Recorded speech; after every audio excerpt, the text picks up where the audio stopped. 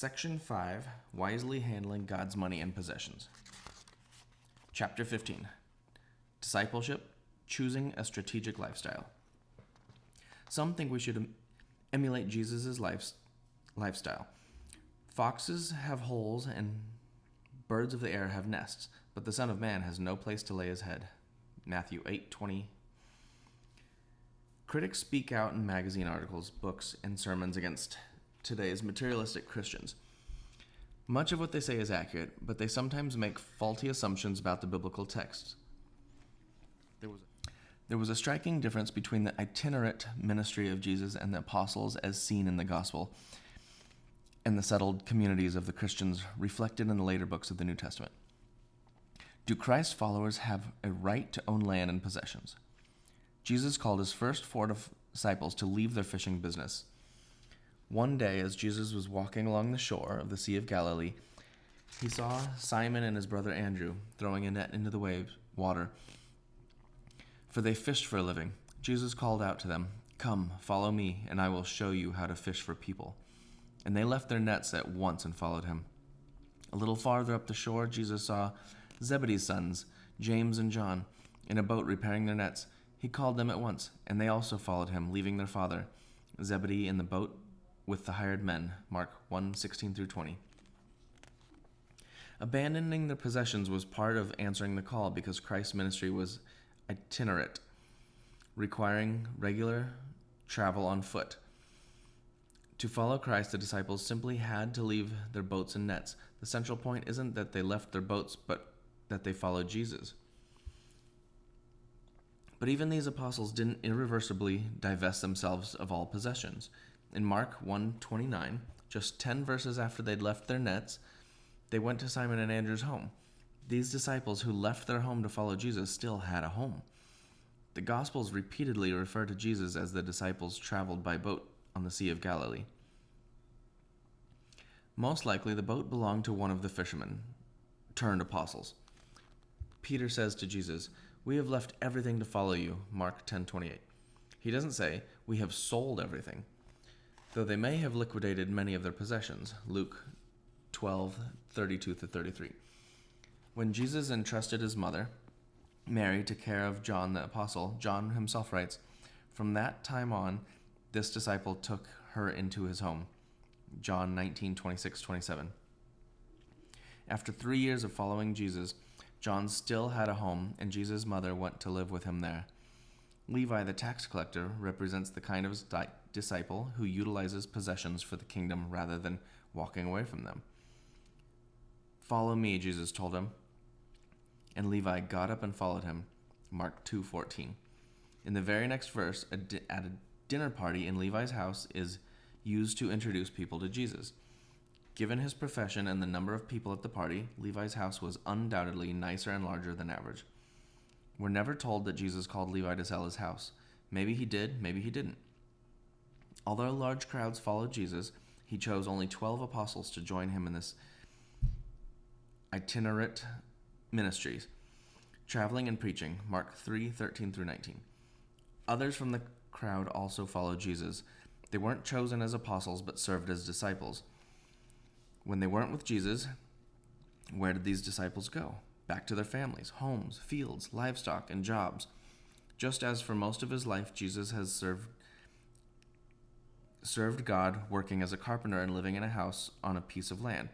So most of his disciples served God as faithful stewards, raising their families and working in their own communities. Clearly, the majority of Christ's followers never divested themselves of all their possessions, nor did he expect them to.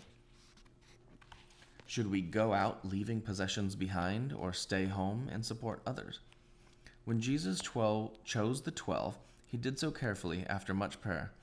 Afterward, Jesus went up on a mountain and called out the ones he wanted to go with him, and they came to him.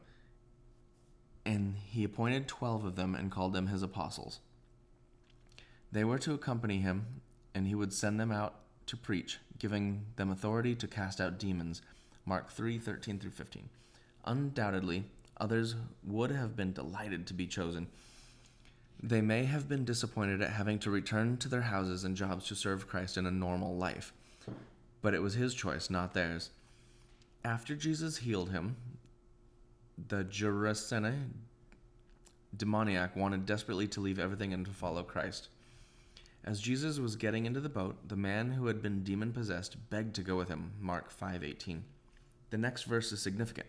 Jesus said, "No, go home to your family and tell them everything the Lord has done for you and how merciful he has been." Although Christ called some to leave their homes, he instructed this man to go to his home. Christ knew that God's kingdom could be better served if this man made his home his base for serving God. Was this an inferior calling? Judge by the results. So the man started off to visit the 10 towns of that region and began to proclaim the great things Jesus had done for him, and everyone was amazed. Verse 20. Christ called this transformed man to settle back into his own community, steward what possessions he had, and be a powerful witness there. When Jesus sent his 12 disciples out, 2 by 2, to minister in the village, he told them to take nothing for their journey except a walking stick, no food, no traveler's bag, no money. He had allowed them to wear sandals, but not to take a change of clothes. "Wherever you go," he said, "stay in the same house until you leave town." Mark 6:10. Traveling missionaries take nothing except what facilitates their travels. In the case of the 12 disciples, this included only a staff, sandals, and the clothes on their backs. Others are settled-in disciples who provide shelter, food, and supplies for traveling missionaries. In order for the first type of disciple to survive and succeed, the second type of disciple must possess and provide. There are 2 callings: one to leave behind family and possessions to further the cause in full-time ministry, the other to serve Christ's cause in a home, in community, and to earn income to support those whose calling means they can no longer generate sufficient income on their own. To determine which calling of God is ours, we should ask him for wisdom and guidance. James 1:5. Realizing that he intends for us to know what his will is for us. Ephesians 5:17. We should seek wise counsel, knowing that most important aspect of our lives is our closeness to our Master, not the specific places we go. Both callings serve exactly the same purpose: glorifying God and furthering his kingdom. Just because they have different lifestyles, one kind of disciple is neither more nor less spiritual than the other. We should be careful not to discourage one from another from either of these callings. Nowhere in Scripture, however, do we see a third kind of disciple who hoards and uses money and possessions as he pleases, instead of for God's glory and kingdom purposes. What is expected of both goers and stayers? Those who choose to follow Jesus aren't choosing an easy path. "If anyone would come after me, he must deny himself and take up his cross and follow me. For whoever wants to save his life will lose it. But whoever loses his life for me and for the gospel will save it. What good is it for man to gain the whole world, yet forfeit his soul? Or what can a man give in exchange for his soul?" Mark 8:34-37. The number of economic terms Jesus uses here is striking: save, lose, gain, forfeit, give, and exchange. All disciples of Christ receive a radical call to view and handle our money and possessions with an eternal perspective. We shouldn't be preoccupied with God's plan for others. When Peter asks Jesus about his plans for John, Jesus tells him, "If I want John to remain alive until I return, what is that to you? As for you, follow me." John 21:22. Nor should we make unhealthy comparisons. Paul made this clear: "Pay careful attention to your own work, for then will you get the satisfaction of a job well done, and you won't need to compare yourself to anyone else. For we are each responsible for our own conduct." Galatians 6:4-5. In God's kingdom, there's no room for comparing and judging others.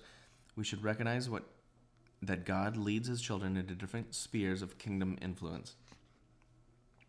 How much can we safely keep? There are some things that no Christian should do, such as hoard money, live in opulence, or fail to give generously. But there are other things that some Christians can freely do that others may sense God's leading not to do. such as own land, a home, a car, or a business, go on certain vacations, or set aside significant retirement funds? How much money and how many possessions can we safely keep? Enough to care for our basic needs and some wants, but not so much that large amounts of money are kept from higher kingdom causes. Not so much that we become proud and independent of the Lord. Not so much that it distracts us from our purpose or leaves us with the illusion that we are owners rather than managers of God, of what God owns. Those who happen to be rich, simply as a result of circumstance, hard work, or wisdom, have done nothing wrong.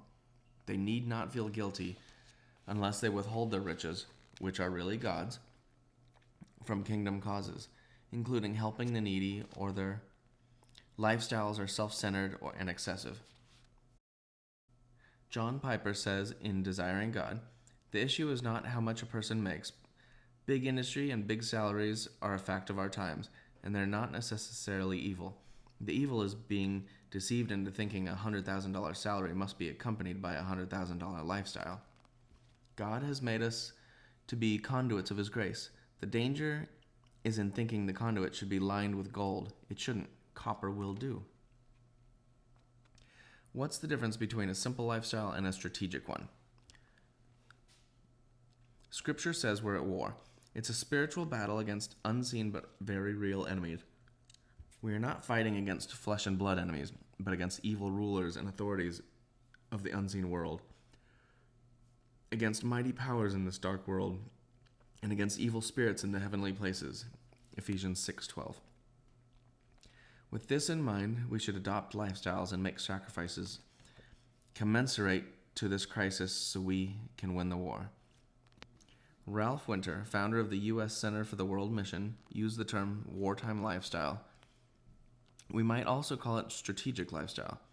I find that description more helpful and precise than simple lifestyle. If I'm devoted to a simple living, I might reject a computer because it's modern and non-essential.